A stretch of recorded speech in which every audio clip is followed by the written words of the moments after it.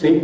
Entonces, de entrada yo lo cuestiono porque valdría la pena ver quién formula los códigos deontológicos y para quién son los códigos deontológicos. No digo que esté mal, creo que es una herramienta valiosa históricamente y que puede tener potencialidades. Lo digo, que al día de hoy, con cómo surge y cómo reacciona la crisis y con el giro aplicado de la ética, creo que no resulta insuficiente, ¿sí?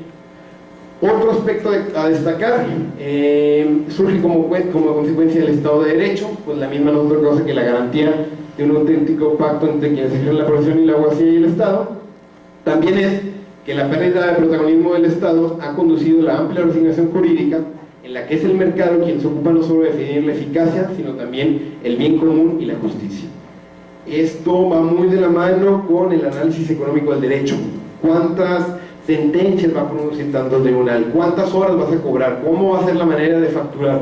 ¿Cuánto tal? Al final de cuentas, sí, vamos a creer en la autorregulación, en que van a haber mecanismos concretos para poder regular a determinados abogados, pero si al final de cuentas, bueno, yo lo conozco porque tengo amigos que trabajan hasta las 3 de la mañana sacando los negocios de los grandes despachos o tratando de salir adelante con lo que les piden, al final de cuentas, ¿quién termina por regular esto? El mercado.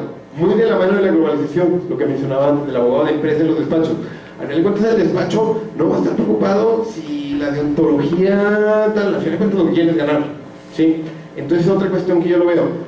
Insuficiencia del Estado, el Estado se queda relegado ante el mercado, porque al final de cuentas lo que el mercado es eficacia, es rapidez, es estándares de maximización de tiempo y de resultados. Y otro, al final de cuentas, yo creo que también muchas veces es un lavado de cara. Si tú ves el sello que tiene empresa socialmente responsable, o que dices que un despacho de abogados es ético, o que cuenta con certificación, o con cualquier medida que sea algo de ética, esto es muy difuso, es lo que mencionaba ahorita.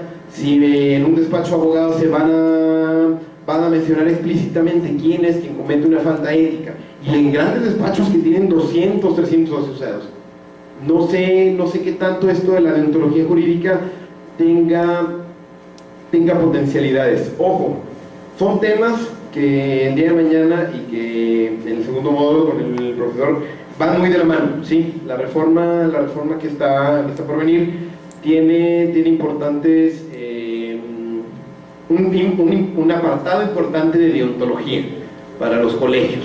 Entonces, ya hay un código deontológico para la profesión modelo, que ya está circulando, que lo hizo un abogado de la UNAM, Oscar Cruz Barney, y que al final de cuentas, desde mi punto de vista, es de abogados para abogados. Sería interesante ver cuáles serían las necesidades del cliente, cuáles serían las necesidades de la persona que al final de cuentas requiere un abogado, que tiene el derecho constitucional a requerir un abogado. Siguiente manifestación del segundo aspecto de la abogacía al día de hoy es el organismo internacional más importante que más miembros tiene después de la FIFA, que la FIFA tiene más agremiados que la ONU, y no es broma, es verdad. La ONU, desde principios de los 90, en una de estas convenciones para la paz y la seguridad, emiten unos principios básicos sobre la función de los abogados, que creo que vale la pena tener en el radar, ¿sí? Porque por lo menos a un servidor, en lo que estudié y en lo que llevo estudiado, nunca hubo alguien que me diga, existen unos principios básicos, ¿sí? Existe un documento, ojo, no es un tratado internacional, no es vinculante, no es obligatorio, sencillamente es un documento que propugna en alrededor de 20 y tantos artículos distintos lineamientos para la profesión, muy enfocada en el tipo del abogado de oficio, en el defensor penal, en cuidar a uno de los principales agentes del sistema de justicia. Yo planteo la pregunta, ¿qué tan grave resulta el tema en particular para que la mismísima ONU haya decidido crear un órgano especial para su cuidado? Ahí no basta. Esto fue en 1990, los principios son de 1990, y 4 años después existe el relator especial sobre la independencia de magistrados y abogados, que vino a México aquí en el 2010-2011. Ojo, esto es bastante significativo porque la ONU, no sé, esto hacía grandes rasgos. Los relatores especiales son mecanismos extraconvencionales que no propiamente surgen de un tratado internacional, sino de de resoluciones de los distintos órganos del Consejo de Derechos Humanos o de la misma Asamblea General de Naciones Unidas, que se encargan de poner vigilancia o particular interés en temas urgentes. Y hay temas de violencia de género, desapariciones forzadas, tortura, derecho al agua, temas bastante controvertidos y que al día de hoy tienen que llamar la atención.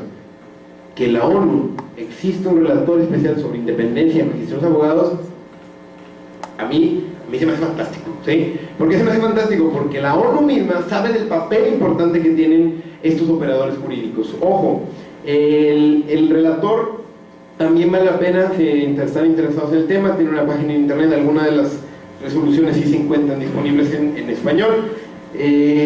Lo que hace el relator es visitar países y hacer un diagnóstico de los principales puntos graves que tiene que mejorar la profesión, sea de abogados o de magistrados. Entonces, retomando lo de la deontología, lo de poner en el centro del huracán a la persona antes de que el negocio, el mercado mismo se la consuma, la ONU emite estos mecanismos de defensa de la profesión para ver de qué manera puede ayudarlos. Esto es importante tenerlo a consideración porque emite recomendaciones también temáticas, no solo en países, sino también sobre temas concretos, género en la profesión, lenguaje en la profesión. Hay un listado de temas que son importantes y que como abogados debemos de conocer, o por lo menos tener en cuenta que existe un organismo internacional encargado de ejecutar las principales directrices en la materia. Son las dos principales manifestaciones de la abogacía al día de hoy, creo yo, ¿sí? Abogado de empresa, un prototipo dominante que va encauzando los intereses particulares. Dos, despachos jurídicos entendidos como transnacionales, como empresas, como negocios que van encauzando los intereses de las personas, entendidas como personas morales con poderes económicos.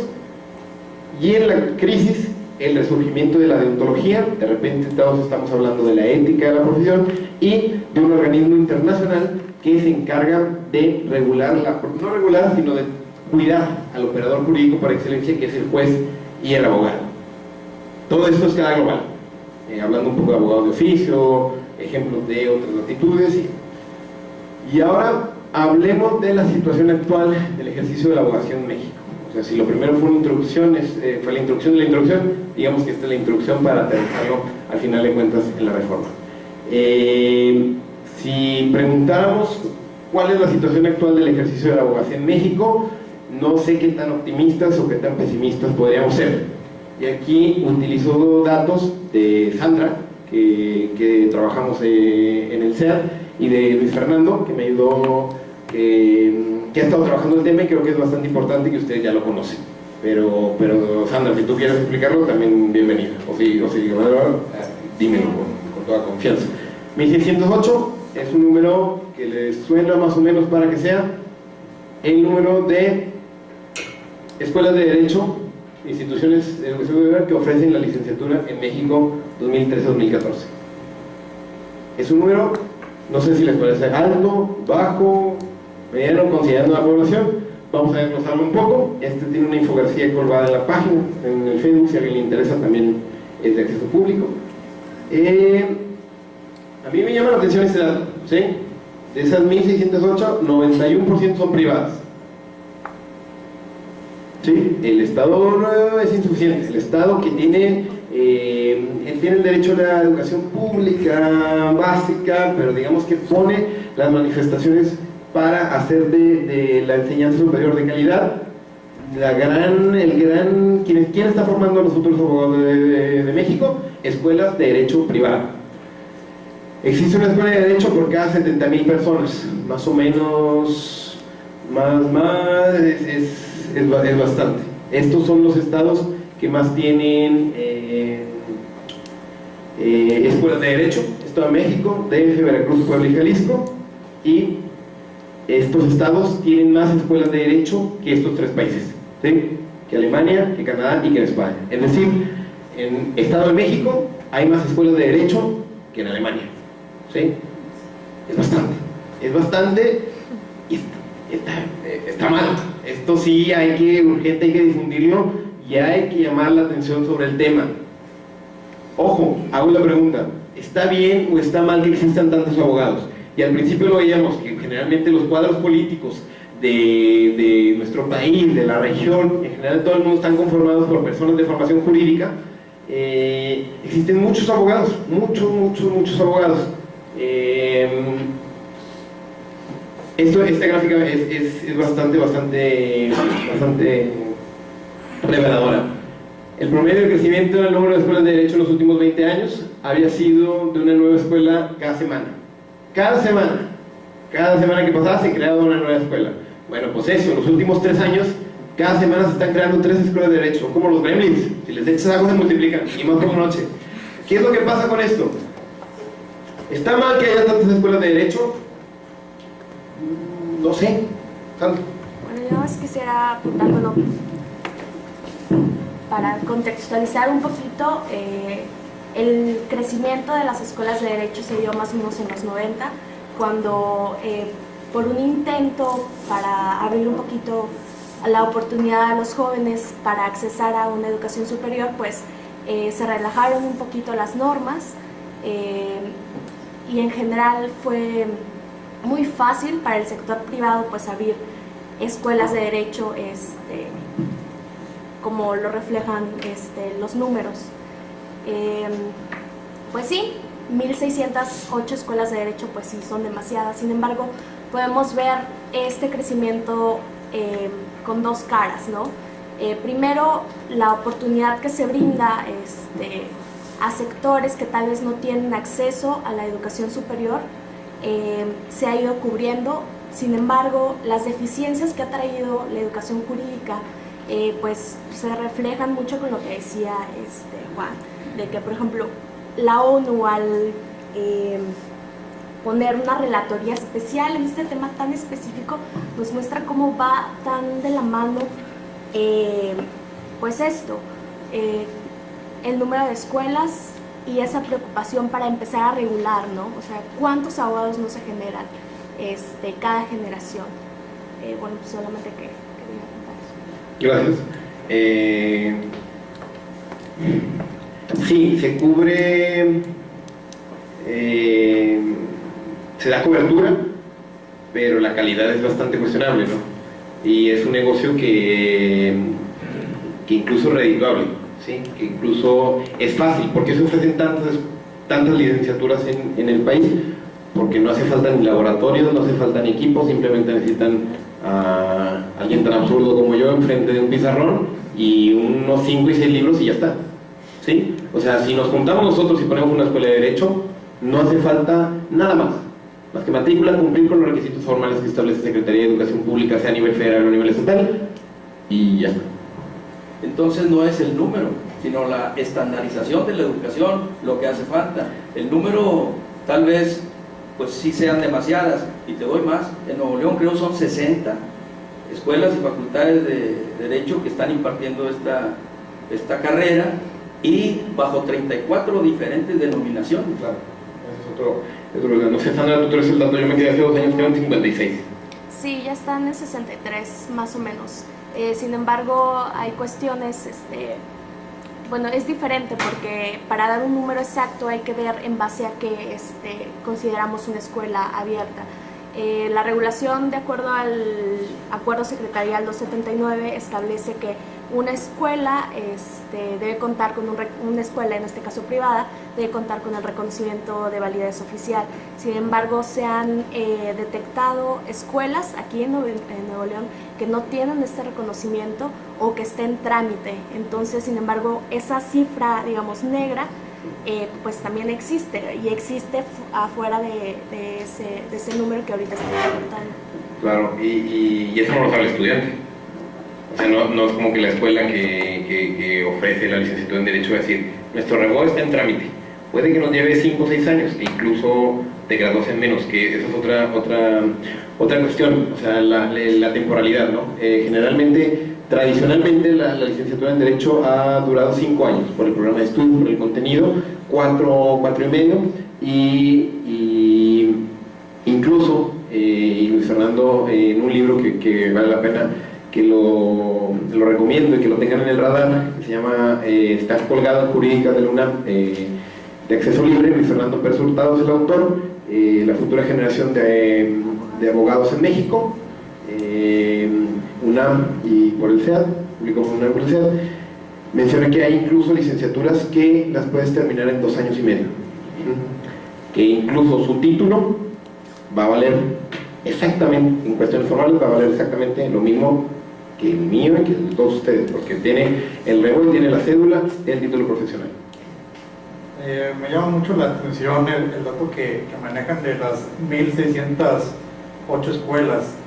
Que me llama mucho la atención porque supongamos que de cada escuela salieran por semestre 100 nuevos abogados, suponiendo que nada más fueran 100, estamos hablando de que por año serían 321.600 nuevos abogados cada año incorporan al foro. Entonces sí es un tema de que si son 360.000, por ejemplo, aquí en el estado de Nuevo León, la cantidad de juicios que se ven en los juzgados concurrentes al año no superan los 2.000, estamos hablando de que hay demasiada población de abogados que cada año se incorpora a un mercado que en realidad no da para tanto, ¿no? O sea, ¿qué sucede con todas esas personas? Estamos hablando de 2.000 juicios anuales aproximadamente a 320.000. Creo que hay una gran diferencia entre los números, ¿no? Sí, ojo más ahí, obviamente no todos son abogados. O sea, mi primo estudia abogado y es músico, o tengo un compañero en España que estudió Derecho, ejerció y ahora tiene un estudio de tatuajes. Entonces, ojo con las salidas, al final de cuentas no todos son postulantes, una gran mayoría se van propiamente a la actividad forense, y esto también lo trabajo en esa infografía en la siguiente gráfica. Te habla del número de personas que tienen la cédula para ejercer. Entonces, todo esto, que igual suenan ideas un poco difusas, todo esto creo porque ni yo lo tengo medianamente claro, creo que encuentra, no voy a decir respuesta, creo que encuentra eco con lo de la colegiación y certificación obligatorias. Primero la compañera ya y después Oscar. ¿Sí? ¿Tu nombre no? Sonia Navarro. En cuanto al número de escuelas que hay, no es considerado excesivo en cuanto a que tuviese calidad. Pudieran ser menos, pudieran ser más. Lo cuestionable es la calidad de los programas, de los mismos docentes, de la capacidad para dar ese tipo de experiencia, preparación a los futuros abogados. Porque trabajo y actividad, sabemos, y hablando precisamente del punto anterior sobre la actividad que tienen los defensores públicos, como decía el licenciado Javier, efectivamente la Defensoría Pública en el Estado de Nuevo León se ha calificado desde el 2004 que empezó su reforma, se puede decir. En cuanto a la capacidad de los abogados, ha sido continua la capacitación, incluso ahorita en justicia oral se puede decir que están más preparados que los abogados externos particulares en ese aspecto, pero más que nada es calidad, y que la Secretaría de Educación efectivamente se está poniendo las pilas en cuanto a la formación de los docentes, y no hablo nada más de la calidad en las carreras profesionales, sino desde la básica. Entonces, esto es una situación que prevalece en todos los niveles educativos, y que precisamente en la colegiación es poner un orden a este tipo de ejercicio profesional, y no nada más de la carrera de licenciatura en Derecho, sino de todas las profesiones, porque hay muchas escuelas que incluso estando en trámite su registro, tienen ya logrado, están funcionando, y algunas, incluso hay algunos abogados egresados de algunas escuelas que después desaparecieron porque su regularización nunca se dio, y están emitidos los títulos y se mandaron a la secretaría, nunca se certificaron, pero se les emitió un título fraudulento, se puede decir, pero están trabajando como abogados. Y conozco varios casos de ese tipo de esa universidad que desapareció. Entonces yo siento y considero que debe de ser la Secretaría de Educación la que tenga un poco más de control sobre esas instituciones que se dicen estar cumpliendo con los requisitos y que en realidad no los cumplen, ni hay una supervisión siquiera de los programas, ni en capacidad de cuanto a los docentes mismos de las instituciones.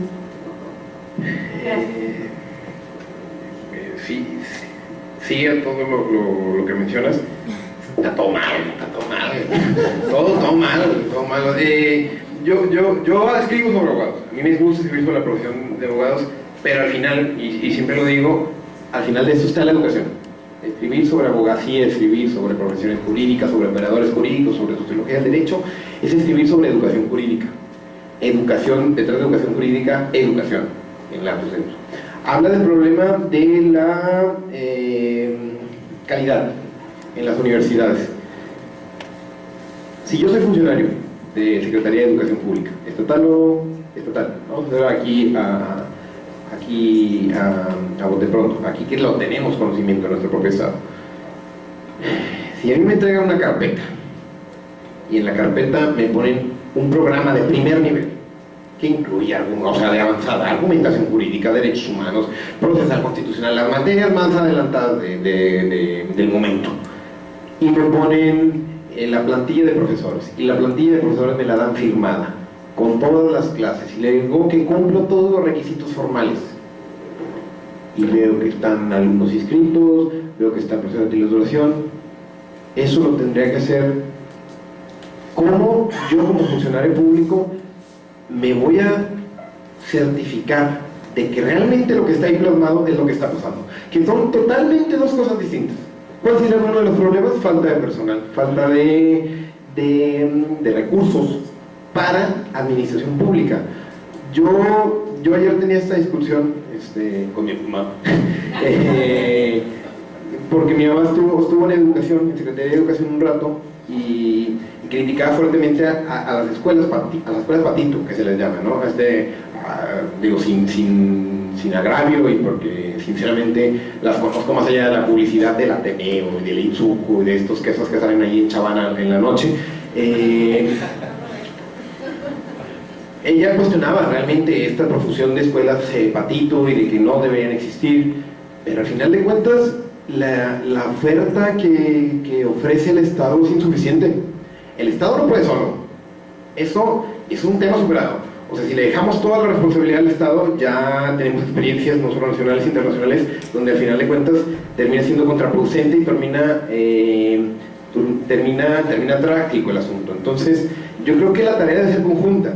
Es muy alto el número de escuelas privadas, 91%, es decir, menos del 9% de escuelas de derecho son públicas, en carga del Estado, con profesores que se supone que deben de seguir un escalafón, que deben de seguir procesos de certificación constante, de competencia, de exámenes constantes para llegar a un determinado puesto, y en las privadas al final de cuentas no. En las privadas es por quién puede, quién lo va a hacer esto, quién lo va a hacer de alguna u otra manera. ¿Cómo cuido de la calidad del contenido? Que va a venir el funcionario a ver qué es lo que da el profesor. Todos tenemos experiencias cuando fuimos alumnos de que el profesor llegaba y se ponía a leer el código, ¿sí? O que el profesor no llegaba. Bastantes anécdotas de que sencillamente, incluso de acá para acá tienen 9 y de acá para acá un 8 y volado y se acabó y vámonos, ya está tu calificación. Al final de cuentas, se confía mucho en la autorregulación. Se confía mucho, y es un poco lo que mencionaba de la deontología jurídica. Al ser un Estado insuficiente, que incapaz de controlar estos aspectos y de poder ponerlos de manera clara, si tú tienes consagrado constitucional o legalmente estas prerrogativas, no puedes tú solo. ¿Qué creo que podría? Yo te lo reitero, no tengo tan claro lo de las escuelas patito y de su eliminación y de su existencia. En general, creo que deben de ponerse más candados. Creo que todo esto, de nueva cuenta, lleva al tema de un candado final, que es la colegiación. Desde mi punto de vista, el candado debe ser inicial. Más requisitos para el REBOE. El REBOE lo dan y ya está. O sea, es difícil. A quienes se quitan el REBOE entran a juicio y llevan al trámite y tal, del estilo. quería participar y luego lo haya. Con lo que la inquietud que tenía el compañero, también quisiera agregar algo más ahí en ese sentido. La Dirección General de Profesiones de 1943 a la fecha ha expedido aproximadamente 450 cédulas profesionales. No da. Es decir, la gran mayoría de egresados están como pasantes y no tienen cédulas profesionales. Eso es vinculante con el tema que tenemos ahora. Ahora, por otro lado, habría que separar lo que es la enseñanza del derecho y la práctica del derecho, desde luego, ¿no? Porque ahí como que luego se mezcló.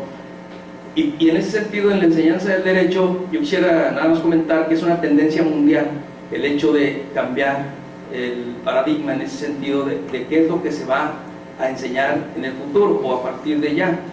Y esto lo podemos encontrar bien. A partir de la industrialización, la revolución industrial, bueno, se necesitaban arquitectos, ingenieros, abogados, contadores. ¿Por qué? Porque las factorías requerían de todos esos servicios.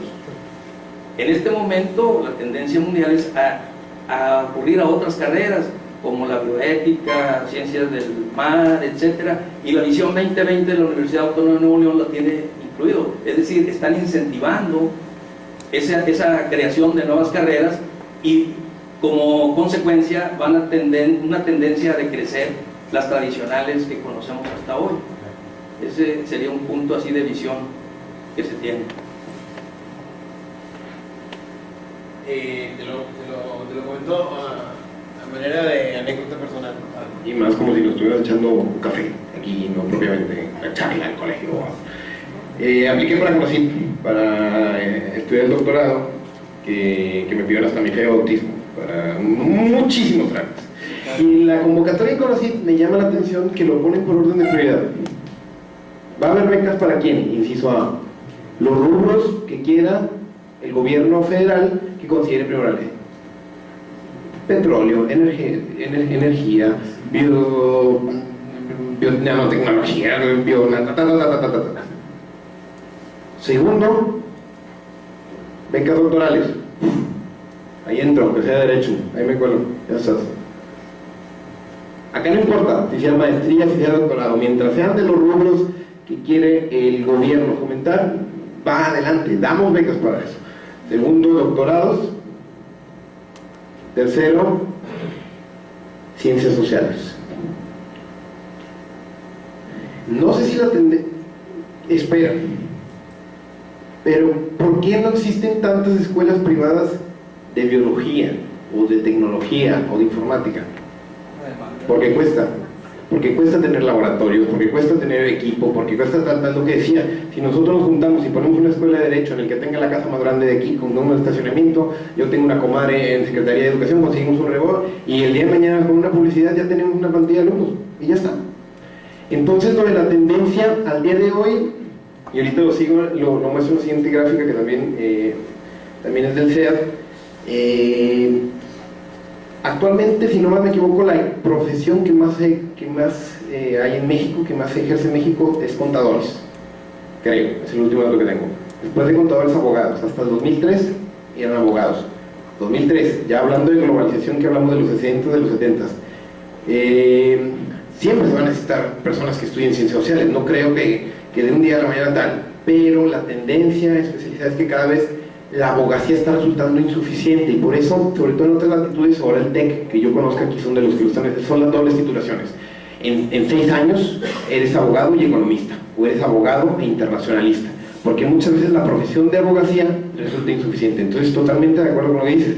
La misma tendencia mundial creo que puede aplacar un poco estos números, pero lo interesante de la carrera del derecho es que, ¿por qué estudiamos derecho? Pues porque no sabía qué es lo que me gustaba, o porque no llevo matemáticas, o porque cuando estudio derecho puedo ser político, empresario, notario, puedo tener hasta escritor. ¿Cuántos escritores no hay que han sido? Octavio Paz, Carlos Fuentes, Vargas Llosa, todos los grandes años de Jorge Volpi en contemporáneos. Es una profesión que te da bastante juego. Ojalá, o sea, yo ojalá y vea la tendencia por ahí, pero tengo bastante reservas al respecto. Oye, perdón, ya me caí. Gracias. Bueno, escuchando los comentarios de los compañeros, veo que, bueno, esa es mi percepción, que se le carga mucho la mano al Estado y a las escuelas. en decir, eleven la calidad académica, eleven los requisitos para que ya no entren a las escuelas Paquito, y vemos a la colegiación como una solución a eso, ¿no? Para mejorar y elevar ese nivel. Pero ahora, ¿qué hay desde el punto de vista de los estudiantes o aspirantes